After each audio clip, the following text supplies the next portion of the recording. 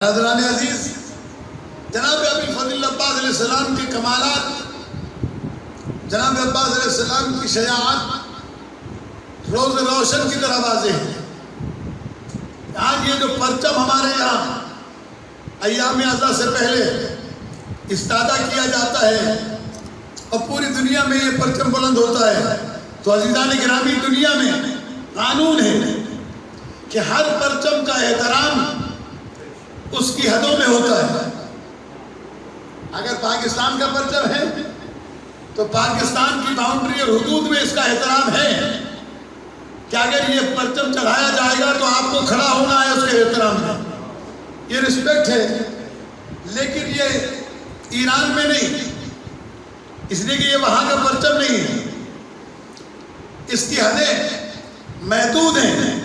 تو ہر پرچم کی ایک حد معین ہے کہ فلاں پرچم پاکستان کا ہے، یہ پرچم ایران کا ہے، یہ پرچم امریکہ کا ہے، یہ پرچم سعودی کا ہے، یہ پرچم عراق کا ہے۔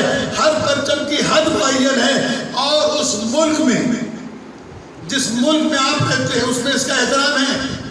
لیکن جب یہ کبھی ایران میں چڑھے گا تو وہاں آپ کی ایمبیسی میں تو اس کی رسپیکٹ ہوگی، لیکن پورے ملک میں نہیں۔ اور ایک چیز کہ اگر آپ کے ملک کے پرچم کے برابر میں کوئی دوسرا پرچم اس سے اونچا کر کے لگا دیا جائے تو یہ جرم سمجھا جاتا ہے، یہ ایفنس ہے۔ لیکن کائنات میں اللہ نے اس علم کو یہ عزت عطا کی کہ یہ پورے ملک میں احترام کے لائق نہیں بلکہ پوری کائنات میں احترام کے لائق ہے، اور یہ ہر سال بلند سے بلند تر ہوتا چلا جاتا ہے، لیکن اس کے اوپر کوئی ایفنس نہیں ہوتا۔